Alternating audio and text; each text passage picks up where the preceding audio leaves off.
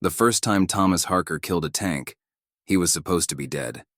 The shell had missed his head by 3 inches, close enough that the heat singed his eyebrows, close enough that the sonic crack left his ears screaming in silence. He lay face down in the frozen mud of a nameless field somewhere in eastern Poland, tasting blood and dirt, wondering if this was what his mother had seen in her nightmares when she kissed him goodbye at the train station in Philadelphia 2 years ago. The Panzer IV rumbled forward, its treads churning through the snow like mechanical jaws chewing through bone. Harker could feel the vibrations in his chest, could smell the acrid exhaust mixing with the copper scent of blood from the bodies scattered around him. His squad, what remained of them, lay motionless.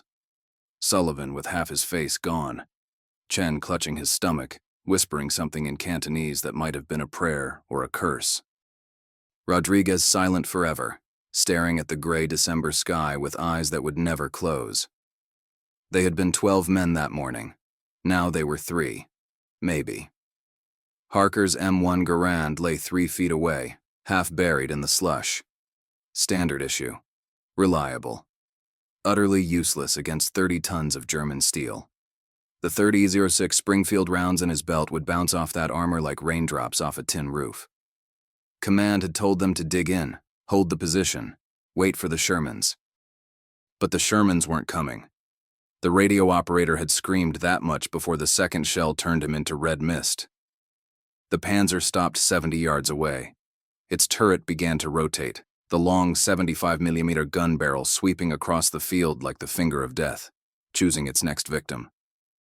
Harker pressed his face deeper into the mud, every muscle locked in the animal terror of prey beneath a predator's gaze. Then he remembered the bullets. Not his bullets. Not the Army's bullets. Those bullets. His hand trembled as it moved to the inside pocket of his field jacket, the one he'd sewn himself with thread stolen from the quartermaster. His fingers found the small cloth pouch, no bigger than a tobacco sack. Inside, wrapped carefully in oilcloth, were 15 rounds that technically didn't exist. 15 rounds that could get him court-martialed if the brass ever found them. 15 rounds that Sergeant Marcus Webb had pressed into his hand 3 weeks ago, with eyes that held the weight of forbidden knowledge. 3 weeks earlier, somewhere in Belgium, the workshop had smelled of gun oil and coffee, steam rising from tin cups that sat beside disassembled rifles like offerings at a shrine. Sergeant Marcus Webb worked by the light of a single kerosene lamp, his thick fingers moving with surprising delicacy as he measured powder on a scale that looked older than the war itself. "You're not supposed to be here, Harker," Webb had said without looking up. His voice was Mississippi gravel, worn smooth by cigarettes and shouting orders across artillery fire. "Neither are you, Sarge. It's past midnight." Webb smiled then, a thin crack in his weathered face. He was 42, ancient by infantry standards, with the kind of face that had seen too much and forgotten too little. Before the war, he'd been a tool and die maker in Jackson. A problem solver. An engineer who thought in tolerances and metallurgy and the physics of controlled explosions. "Come here. I want to show you something." Harker had approached the workbench, where a single cartridge sat under the lamplight like a museum piece. It looked almost ordinary, a 30-06 round, standard brass casing, standard dimensions. But something about it was wrong. The bullet itself gleamed differently, its surface darker, with a faint greenish tint that seemed to shift in the flickering light. "What is it?" "Something the Army doesn't want you to know about," Webb said, picking up the round and holding it to the light. "Something they banned in 1932 and buried in a file cabinet somewhere in Washington." He'd explained it then, speaking in the quiet, urgent tones of a man sharing a dangerous secret. The bullet was loaded with a core mixture, tungsten carbide shavings mixed with hardened steel, bound in a copper jacket using a technique Webb had spent 6 months perfecting. The powder load was increased by 12%, pushed to the absolute edge of what the Garand's chamber could handle without exploding in the shooter's face. "Armor-piercing," Harker had whispered. "Beyond armor-piercing." The Army tested something like this before the war. Hit rates were good, penetration was exceptional, but the rifles couldn't handle the pressure. Blew out chambers, cracked receivers. Men lost fingers, lost eyes. So they banned it, classified the research, moved on to other projects. So why? Because I fixed the problem. Webb's eyes had gleamed with the pride of a craftsman who'd solved the unsolvable. The issue wasn't the pressure. It was the pressure curve. Too fast, too sharp. I modified the powder composition, changed the burn rate. Slower initial acceleration, but higher sustained velocity. The chamber pressure stays within spec, but the bullet leaves the barrel with enough kinetic energy to punch through half an inch of rolled homogeneous steel at 200 yards. Harker had stared at the cartridge, understanding flooding through him like cold water. You're talking about tanks. I'm talking about survival. Webb had loaded 15 rounds into the pouch, his movements careful, reverent. I'm talking about giving infantry a fighting chance when the panzers come, and our armor is stuck in a ditch 10 miles back. I'm talking about the difference between dying helpless and dying fighting. If command finds out, command is sitting in heated tents 20 miles behind the line, drinking coffee and moving pins on a map. Webb's voice had gone hard. They don't know what it's like when a tiger rolls over your foxhole and all you've got is a rifle that shoots spitballs. They don't know what it feels like to watch your friends burn because some general decided tanks don't need infantry support. He'd pressed the pouch into Harker's hands. Keep these hidden. Use them only if you have to. And Harker... Webb's eyes had locked onto his, burning with an intensity that made the younger man flinch.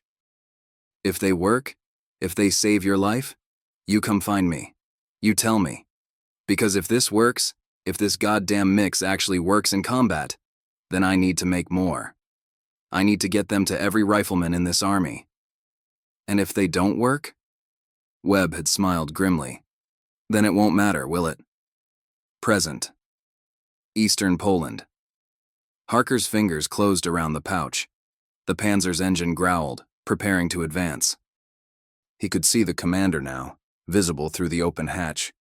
A young face beneath a Feldgrau cap, probably no older than Harker himself, probably with a mother in Hamburg or Munich who kissed him goodbye and prayed for his safe return. War made philosophers of murderers and murderers of philosophers. Harker crawled forward, inches at a time, the frozen mud scraping against his uniform. His Garand lay ahead, frost gathering on its wooden stock. The Panzer's attention had shifted left, toward where Chen lay dying. The barrel swung toward him with mechanical precision. 5 seconds to reach the rifle, 3 seconds to load a round, 1 second to decide if Webb's forbidden engineering was salvation or suicide. Harker's hand closed around the Garand's cold steel, and somewhere in the distance, another tank engine roared to life. The metal was so cold, it burned. Harker's fingers fumbled with the Garand's en-bloc clip, ejecting the standard rounds into the mud with a metallic clink that seemed impossibly loud.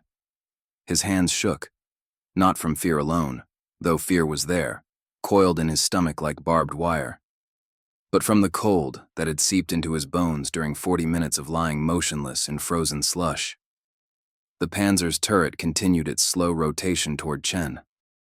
The injured corporal had stopped whispering, but his chest still rose and fell in shallow, desperate rhythms. He'd bleed out in minutes, maybe less. The tank commander probably saw him as a mercy killing, 1 bullet instead of a slow death in the snow. Harker didn't have minutes. His frost-numbed fingers found the forbidden pouch, pulled out a single cartridge. In the pale winter light, the bullet's strange, greenish-dark surface looked almost alien, like something that didn't belong in this world of mud and blood and screaming metal. Webb's voice echoed in his memory. 1/2 inch of rolled homogeneous steel at 200 yards. But the Panzer wasn't at 200 yards, it was at 70. And Harker had never been trained for this. The Army taught you to shoot men, not machines. Taught you center mass, breath control, smooth trigger squeeze. They didn't teach you where to aim at a tank with a rifle. They didn't teach you the impossible, because the impossible wasn't supposed to happen. Harker loaded the clip, 8 of Webb's rounds, pressing them down with trembling fingers. The en-bloc clip slid into the Garand's receiver with that distinctive ping that every American infantryman knew by heart. He pulled back the operating rod, chambering the first round. The bolt locked forward with a sound that felt final, irrevocable. No going back now. The Panzer was 65 yards away. Its engine rumbled with mechanical confidence, the exhaust pipes coughing black smoke into the gray sky. Through his rifle's aperture sight, Harker could see every rivet, every weld seam, every battle scar on its armor. The white cross on its turret side mocked him, a target painted by men who never imagined infantry would be stupid enough to shoot back. Where do you aim? His mind raced through fragments of training, overheard conversations, the technical manuals he'd studied during long nights in foxholes. Tank armor wasn't uniform. It couldn't be. Thicker on the front, thinner on the sides, weak points at the joints where different plates met. The Army's anti-tank doctrine focused on the tracks, the engine deck, the vision ports. But those tactics assumed you had grenades, bazookas, something more than a rifle and 8 experimental bullets that might explode in your face. The turret ring. The thought came unbidden, a memory surfacing from a conversation months ago. A grizzled tank destroyer crewman in Sicily, drunk on liberated Italian wine, explaining how panzers were built. The turret sits on a ring bearing, has to rotate smooth, yeah? Can't armor that joint too heavy or the whole thing seizes up. There's a gap there, just a few millimeters, but it goes deep, right through to the crew compartment. Harker's breathing slowed. Training took over, the mechanical ritual that had been drilled into him 10,000 times. Plant your elbows. Find your natural point of aim. Front sight post centered in the rear aperture. Exhale halfway and hold. The turret ring was a band of exposed metal where the rotating turret met the hull, a seam that ran around the entire circumference of the tank. At 70 yards with iron sights and shaking hands, it was a target maybe 6 inches wide. Miss by an inch and the bullet would ricochet harmlessly off sloped armor. Miss by 2 inches and you'd accomplish nothing except announcing your position to a very angry tank crew with a machine gun. The Panzer's main gun finished its traverse, now pointing directly at Chen. Harker could see the gunner's periscope, a small rectangle of glass catching the light. Inside that steel coffin, men were making calculations, adjusting elevation, preparing to fire. Harker put his front sight on the turret ring, just below where the commander's hatch sat open. His finger found the trigger, taking up the slack with practiced precision.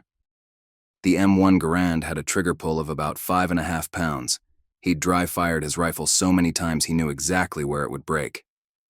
"This is insane," a voice whispered in his head. "This is a court-martial. This is suicide." But Chen was dying. Sullivan was dead. Rodriguez was dead. And that tank was going to kill everyone in this field, then roll on to the next field, and the next, grinding through American boys like wheat through a thresher until someone, somewhere, found a way to stop it. Maybe Webb's forbidden engineering was that way. Maybe it was just the desperate gamble of a man who couldn't accept helplessness. Harker squeezed the trigger. The Garand's report was different, sharper, more violent than he remembered. The recoil slammed into his shoulder with unexpected force, and for a terrible instant he thought the chamber had ruptured, that Webb's calculations had been wrong, that the rifle was going to explode and take his face with it. But his face was still there. His shoulder ached but held. And 70 yards away, something on the Panzer changed. The effect wasn't dramatic. No explosion, no fireball, no Hollywood heroics. Just a small spark where his bullet struck the turret ring, followed by a sound like a hammer hitting an anvil. The tank's engine note stuttered, then steadied. For a moment, nothing happened. Then the commander, that young face beneath the Feldgrau cap, jerked backward as if slapped. His hand went to his neck, came away red. The tank lurched forward, its treads churning snow, but the movement was erratic, purposeless. The turret began to rotate again, but wrong, too fast, swinging wildly past its target. Harker chambered another round, the Garand's action cycling smooth and fast. His hands had stopped shaking. Everything had stopped except the mechanical rhythm of loading, aiming, firing. This was what training did. Stripped away thought, left only reflex and muscle memory and the cold mathematics of trajectory and impact. Second shot. Same aiming point, 3 inches to the left. The spark. the metallic clang. And this time, smoke began to seep from the turret ring, thin, gray, smelling of burning oil and something else, something organic that Harker's mind refused to identify. The Panzer's machine gun opened fire, but the burst went high and wide, tracers arcing into empty sky. Someone inside was panicking, pulling triggers without aiming, filling the air with desperate firepower that hit nothing but frozen earth and dead trees. Third shot. Fourth shot. The smoke was thicker now, black and oily. The tank's forward motion stopped. Its engine revved once, twice, then died with a mechanical groan that sounded almost human. The turret hatch flew open and a man emerged. Not the commander. Someone else, his uniform smoking, his face a mask of blood.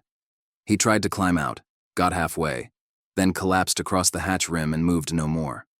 Harker kept firing. Not from cruelty, not from rage, but from the simple understanding that a wounded tank was still a dangerous tank. Disabled didn't mean dead. The crew could still operate the gun manually, could still call for support, could still... The explosion was small, almost apologetic. A dull whump from inside the hull, followed by flame that licked out through every seam and opening. Not a catastrophic detonation like you saw when ammunition cooked off, but a contained fire, spreading, consuming. The Garand's action locked back on an empty clip. The unblocked clip ejected with its signature ping, falling into the snow beside 8 spent casings that steamed in the cold air. Harker lay there, rifle still shouldered, mind struggling to process what had just happened. The Panzer sat 70 yards away, burning slowly, smoke rising in a pillar that would be visible for miles. Inside, men were dying, maybe already dead. Men with mothers and fathers and girlfriends who would never know exactly how or why, only that they hadn't come home. He'd killed a tank with a rifle. Not disabled it, not damaged it, killed it. With 8 bullets that weren't supposed to exist. Holy Mother of God. The voice came from his right. Harker turned his head. Even that small movement felt like pushing through concrete, and saw Private James Morrison crawling toward him through the snow. Morrison was 19 from Oregon, always smiling, always talking about the salmon fishing he'd do when he got home. He wasn't smiling now. "Tommy, what the hell did you just do?" Harker opened his mouth to answer, but no words came. What had he done? Followed Webb's instructions? Committed a court-martial offense?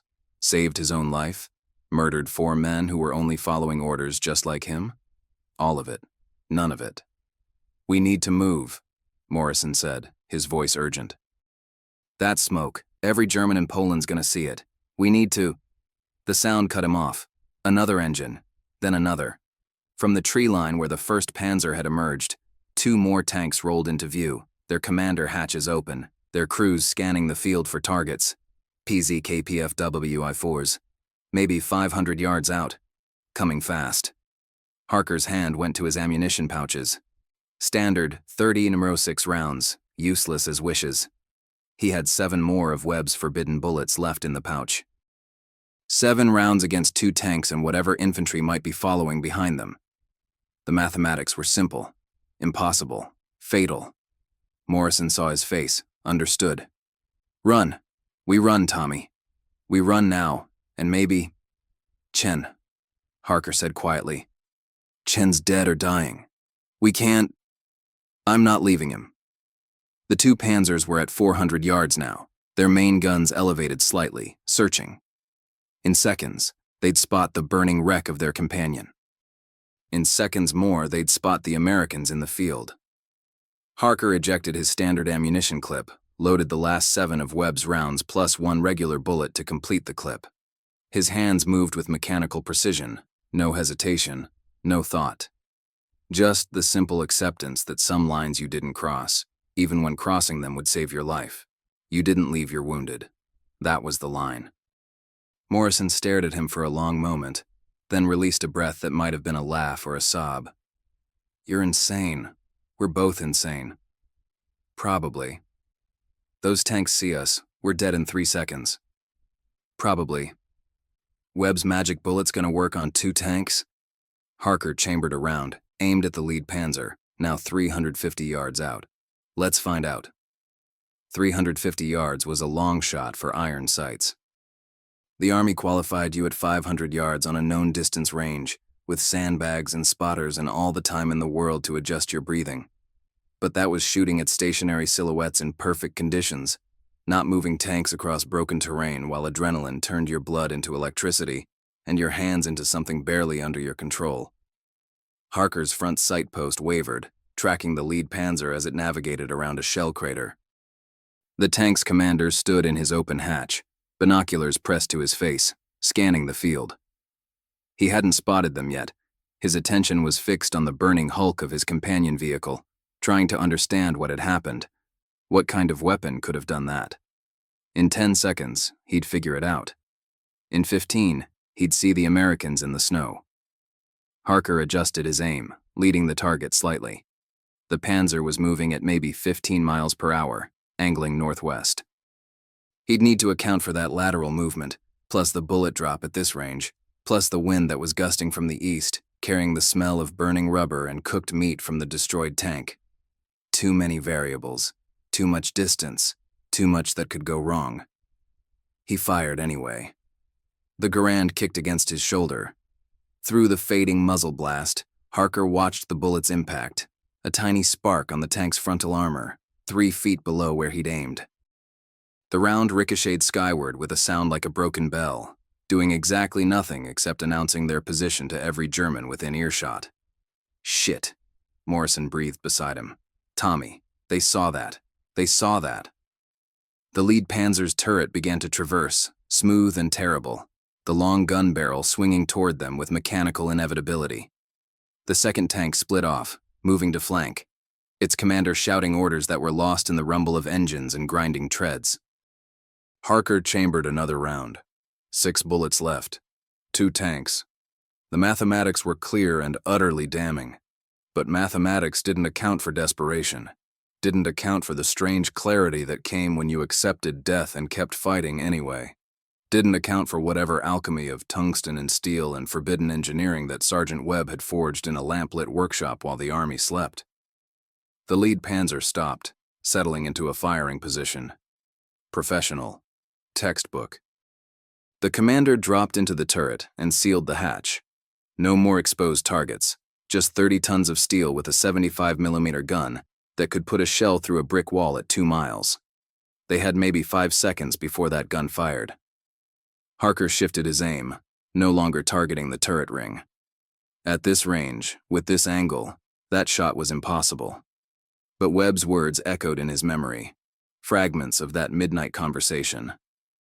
The issue wasn't the pressure. It was the pressure curve.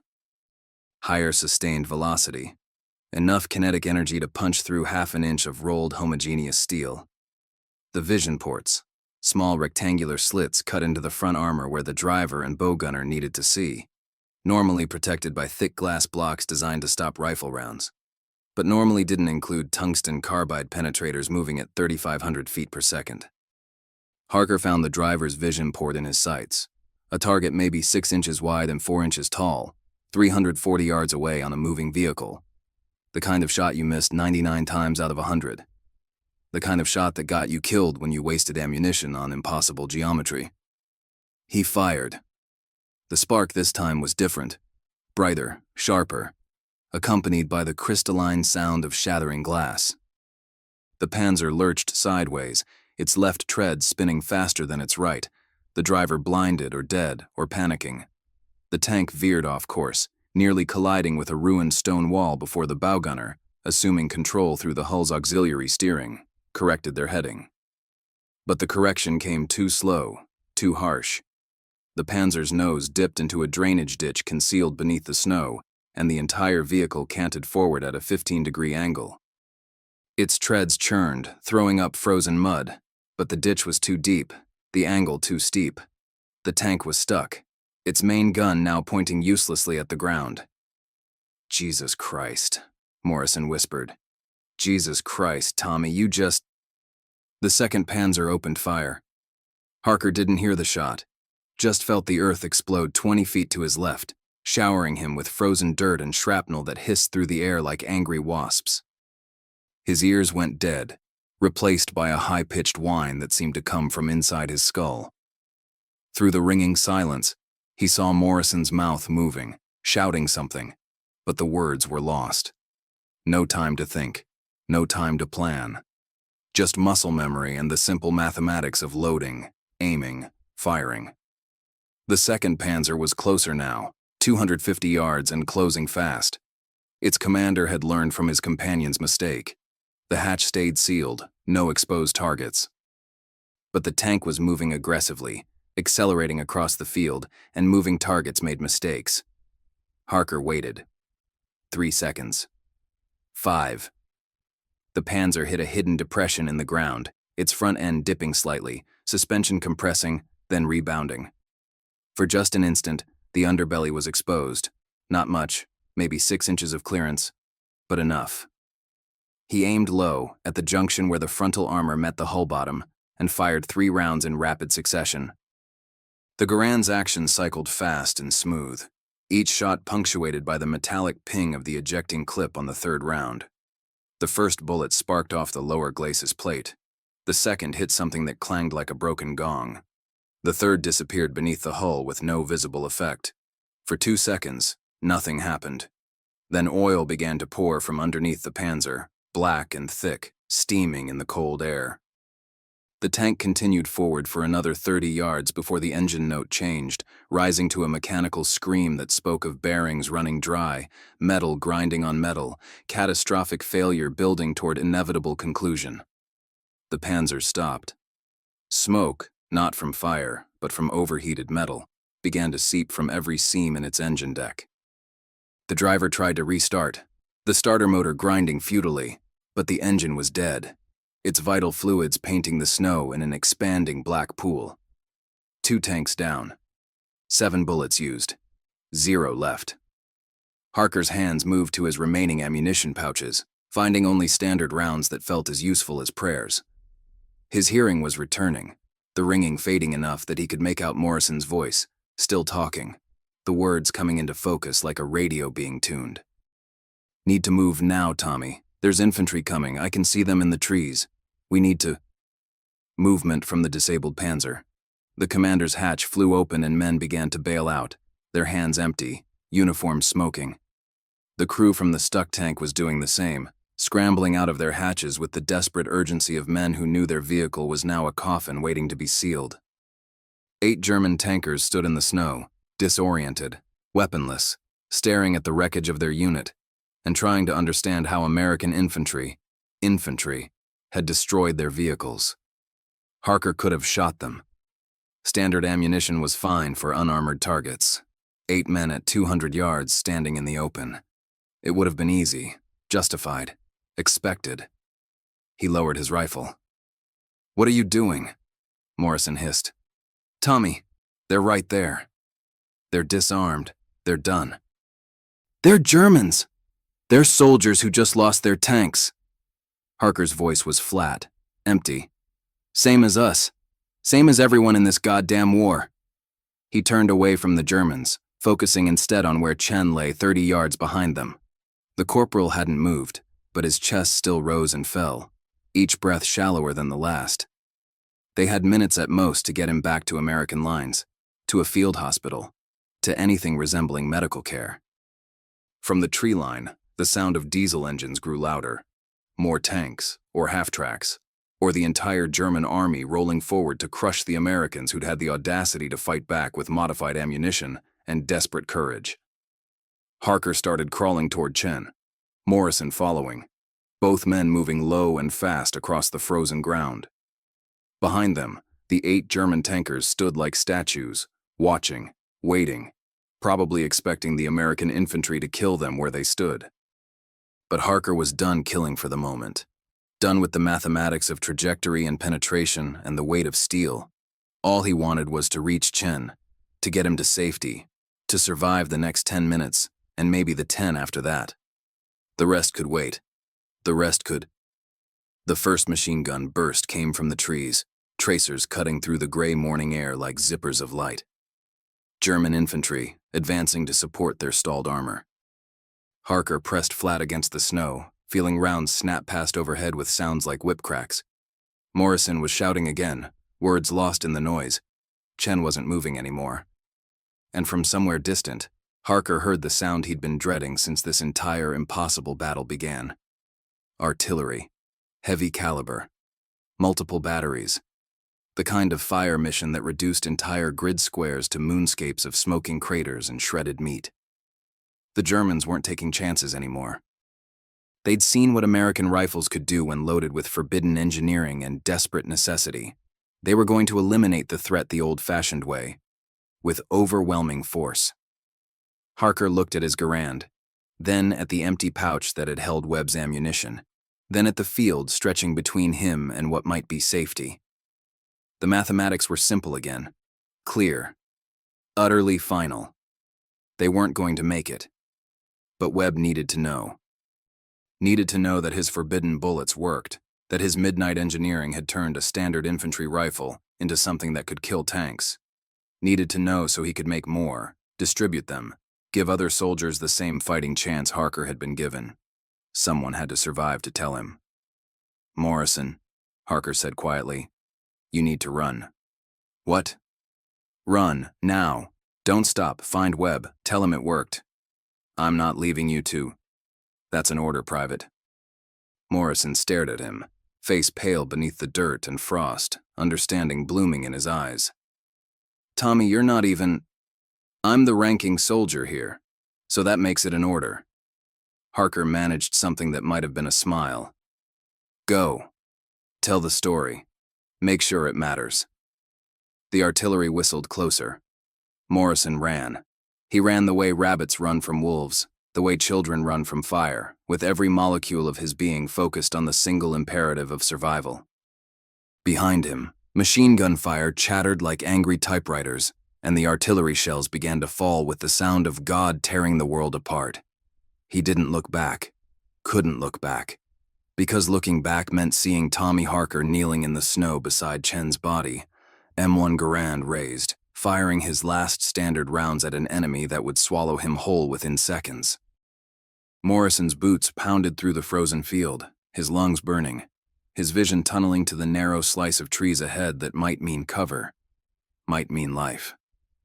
A shell exploded 60 yards to his right, the concussion wave hitting him like a physical punch that sent him sprawling face-first into the snow. "Get up, get up, get up." He got up. Behind him, the barrage intensified. The Germans weren't being subtle. They were erasing the entire grid square, turning it into a killing ground where nothing could survive. Through the thunder, Morrison thought he heard the sharp crack of a Garand firing its last round, then the distinctive ping of an empty clip ejecting, then nothing but artillery. Morrison reached the tree line and kept running, branches whipping his face, roots trying to trip him, his body moving on pure adrenaline and borrowed time. He ran for 5 minutes, 10, until his legs gave out and he collapsed against a bullet-scarred oak tree, gasping, sobbing, not sure if he was crying for Harker or Chen or himself, or the simple stupid waste of it all. Find Webb. Tell him it worked. Morrison pulled the map from his jacket pocket with shaking hands. Their unit, what remained of it, had been operating out of a forward command post 15 miles northwest. Webb would be there, probably in his makeshift workshop, probably building more of his forbidden ammunition, while officers who'd never seen a Panzer up close told him it couldn't be done. Except it could be done. Morrison had watched it happen. Had watched Tommy Harker kill 3 tanks with a rifle and 8 bullets that weren't supposed to exist. The story had to matter. Tommy had said so, which meant Morrison had to survive long enough to tell it. He started moving again, using the winter sun to navigate, staying off roads, avoiding anything that looked like a German position. Twice he heard vehicles in the distance, half-tracks or trucks, impossible to tell, and both times he pressed himself into the frozen earth until the sounds faded. Once, he passed a farmhouse where smoke still rose from the chimney, and he nearly knocked on the door to beg for food, for water, for any small mercy. But mercy was a luxury you couldn't afford in occupied territory. The family inside might be Polish resistance, or they might be ethnic Germans loyal to the Reich, or they might just be terrified farmers who'd turn him in to save their own children. So he kept walking. By nightfall, his feet were numb and his lips were cracked and bleeding from dehydration. By midnight, he was hallucinating, seeing Tommy Harker standing at every crossroads, seeing Chen crawling through the snow behind him, seeing the burned German tanker draped across his hatch like a monument to what war did to boys who'd enlisted believing in glory. By dawn of the second day, he saw the American lines. Forward Command Post. 72 hours later, Sergeant Marcus Webb looked up from his workbench when Morrison stumbled into the workshop, escorted by 2 MPs who'd found him collapsed at the checkpoint, half-frozen, delirious, repeating the same words over and over. Find Webb. Tell him it worked. Jesus Christ, son. Webb was on his feet immediately, waving off the MPs, guiding Morrison to a chair near the kerosene heater. Get him water, hot coffee, something with sugar. Morrison's hands wrapped around the tin cup of coffee like it was the last warmth left in the world. He drank, gasped, drank again. When he finally spoke, his voice was a ruined rasp. They worked, Sergeant. Your bullets. They worked. Webb went very still. Say that again. Private Harker used your ammunition. Killed 3 Panzers with 8 rounds. Vision ports, turret rings, engine compartments. The tungsten mix punched through everything. Morrison's eyes, red-rimmed and hollow, locked onto Webb's. He sent me back to tell you. Made it an order. Said you needed to know so you could make more. For a long moment, Webb didn't move. Then his hands began to shake, just slightly, the tremor of a man who'd built something in the dark and never truly believed it would see daylight. Harker, Webb said quietly. Where is he now? Morrison's silence was answer enough. Webb turned away, facing the workbench where dozens of carefully crafted rounds sat in neat rows, waiting for testing that the Army had forbidden. His shoulders rose and fell with a breath that might have been grief or vindication, or the terrible weight of responsibility for what he'd created. Tell me everything, he said. Every detail. How he aimed, what range, what angles. Everything. Morrison told the story. Told it the way Tommy had lived it, without embellishment, without heroics, just the cold facts of trajectory and impact and the mathematics of survival. He described each shot, each target, the way the first Panzer had burned and the second had bled oil and the third had simply stopped, its crew abandoning the vehicle to stand helpless in the snow. Webb listened, occasionally asking questions, his engineer's mind processing the data, refining calculations, understanding what had worked and why. When Morrison finished, the sergeant sat down heavily, suddenly looking every year of his age. He ordered you to leave him, Webb said. Not a question. Yes, Sergeant. Saved your life. Sacrificed his own so the information could get back. Yes, Sergeant. Webb was quiet for a long time. Outside, the sounds of the forward command post continued. Trucks rolling, officers shouting orders, the distant crump of artillery engaging targets too far away to see. The war didn't pause for grief. Didn't pause for loss. It just kept grinding forward, consuming men like fuel, like ammunition, like anything else that could burn. The Army's going to want to classify this, Webb said finally. Going to want to bury it the way they buried the original research. Too dangerous, too unpredictable, too much risk of rifles exploding in soldiers' hands. But it worked. It worked for Harker. He was a good shot, kept his head under pressure, knew how to maintain his weapon. But give these rounds to a nervous replacement who hasn't cleaned his rifle in a week, who jerks the trigger, who doesn't understand what he's holding. Webb shook his head. Chamber explosion, catastrophic failure, dead soldier. And then Congress wants to know why we're issuing defective ammunition. So what do we do? Webb looked at the rows of forbidden bullets, then at Morrison, then at something beyond both. Some future where the choice he made now would echo forward through battles not yet fought, soldiers not yet deployed, tank commanders who didn't yet know their armor could be defeated by a man with a rifle and the right ammunition. We document everything, Webb said slowly. every measurement, every specification, every loading procedure. We create a training protocol. How to identify candidates who can use these safely. How to teach them the shots that work. We build the case that this isn't just one lucky engagement. This is a legitimate anti-armor capability that could save infantry lives across every theater of the war. And if the brass says no? Webb smiled then, thin and grim. Then we make damn sure the research survives anyway. Put it in a file cabinet somewhere in Washington, classified but preserved. So that 20 years from now, or 50, when the next war comes and the next generation needs to solve the same problem, they'll have a starting point. They'll know it's possible. He stood, moving to the workbench, his hands hovering over the ammunition like a priest over sacraments. Harker proved it could be done. Proved that infantry isn't helpless against armor. That's worth something. That's worth... His voice broke. Just for a moment. Just long enough for Morrison to see the weight of it. The knowledge that his engineering, his forbidden midnight experiments, had saved lives and cost lives in the same breath. That Harker had died, making sure this knowledge survived. Worth everything, Webb finished quietly. Epilogue, Washington, D.C., June 1945. The war in Europe was over. Germany had surrendered, the panzers were silent, and the soldiers were coming home to ticker-tape parades and parents who barely recognized the men their boys had become.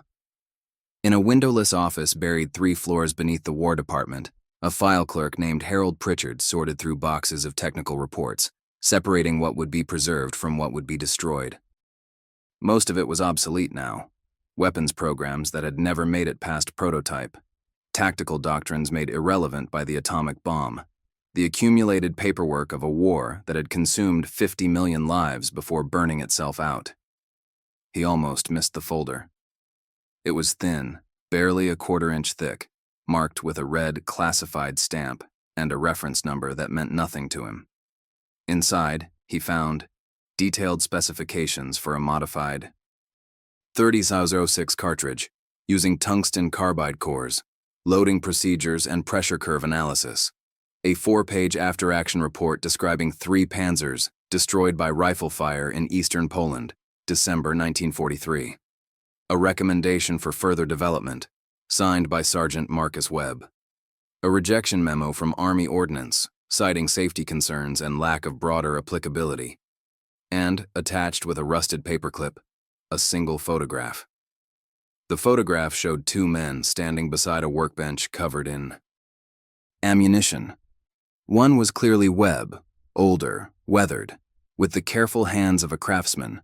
The other was younger, grinning despite the exhaustion evident in his eyes, holding an M1 Garand like it was an extension of his own body. On the back, in careful handwriting, Pivot Thomas Harker, December 1943, the first tank killer. May his sacrifice mean something. Pritchard stared at the photo for a long time. Then, instead of adding the folder to the destroy pile, he carried it to the archives. Filed it carefully under Ammunition Experimental, Small Arms Anti-Armor Development, 1943-1944, where it would sit, forgotten but preserved, waiting for someone to need it again. Waiting for the next engineer who refused to accept that infantry was helpless. Waiting for the next soldier who'd face impossible odds with nothing but a rifle and the courage to fire it. The file cabinet closed with a soft metallic click. And somewhere, in a place beyond smoke and thunder, Thomas Harker rested, knowing his story had survived.